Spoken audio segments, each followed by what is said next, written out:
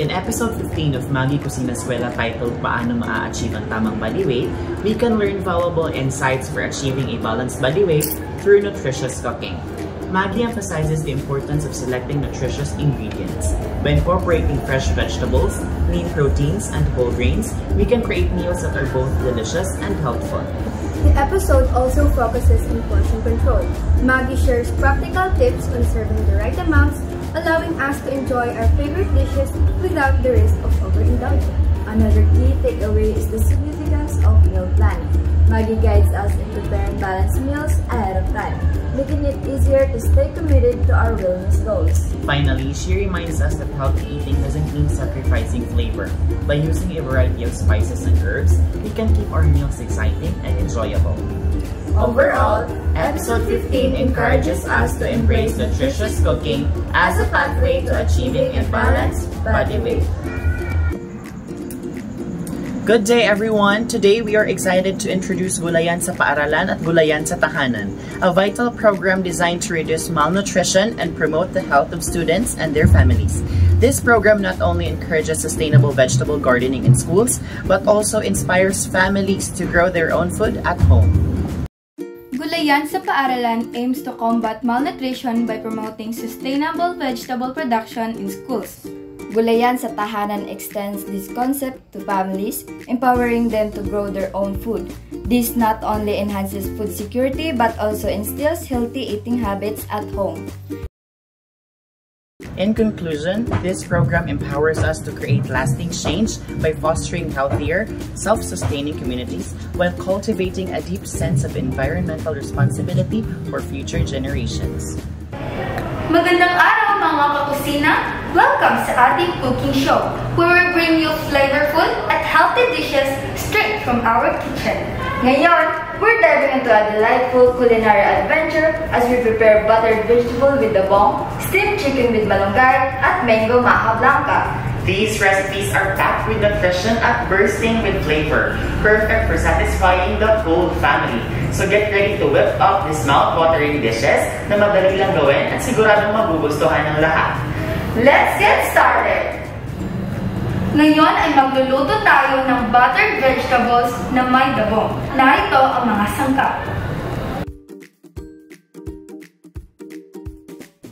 Pakuluan ng tubig at ilaga ang dabong sa loob ng 3 hanggang 5 minuto para lumambot at matanggal ang pait. Alam niyo ba na ang dabong bamboo shoots ay puno ng diet high fiber na nakakatulong sa digestion at nagbibigay ng siksik na nutrisyon? Sa isang kawali, painitin ang butter at igisa ang bawang at sibuyas hanggang maging mabango at malambot. Idagdag ang carrots, repolyo, bell pepper, bagu beans, cauliflower, chayote, dabong at kalabasa. Lutuin at haluin ng 5 hanggang 7 minuto o hanggang ang mga gulay ay maluto, ngunit crunchy pa rin.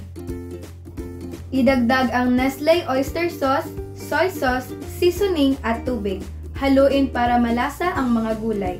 Lagyan ng asin at paminta ayon sa panlasa. Ilipat sa serving plate at ihain ng mainit.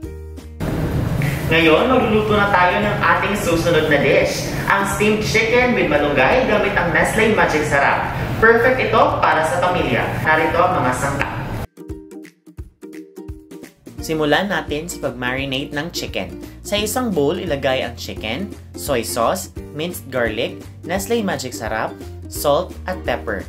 Iwanan natin ng 30 minutes para mag-absorb ang lasa. Ngayon, ilagay ang marinated chicken sa steamer basket. Sprinkle sliced onions on top, then add malunggay leaves. Alam niyo ba na ang malunggay ay puno ng vitamins at minerals? Nakakatulong ito sa immune system, bone health at mataas sa antioxidants na nagproprotekta sa heart health. I-cover ang steamer at hayaang maluto ng 30 to 40 minutes. Alam niyo ba that steaming is a healthier cooking method because it retains the vitamins and minerals in the food? Mas masarap ang ulam kasi malambot at juicy ito at hindi na kailangan ng mantika o taba. Plus, it's easy and good to do, allowing you to cook multiple ingredients at once. Kaya perfect ito para sa mga busy na tao. Ngayon, gagawa tayo ng mango maja blanca. Let's get started! Narito ang mga sangkap. Sa mixing bowl, i-combine ang 1 cup ng coconut milk, 1/2 cup ng condensed milk at 1/2 cup ng evaporated milk. Whisk hanggang mag-combine ng maayos.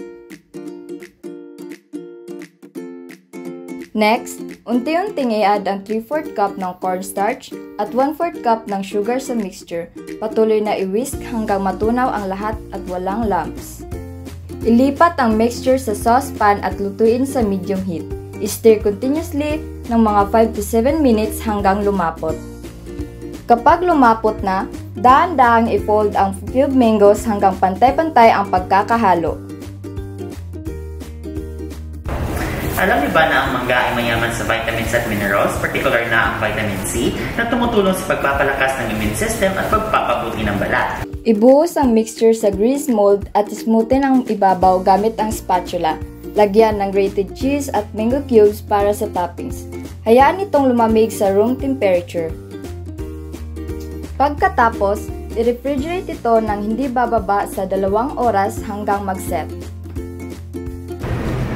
Sa pagtatapos, tutunan natin kung paano gumawa ng masarap na buttered vegetable na may tabong at steamed chicken na sinamahan ng malunggay. This perfect combination of fresh ingredients brings out the delicious flavors and nutrients in our dishes. Thank you for joining us in this cooking adventure. Sana maging masaya at flavorful ang inyong mga lutuan. Paalam!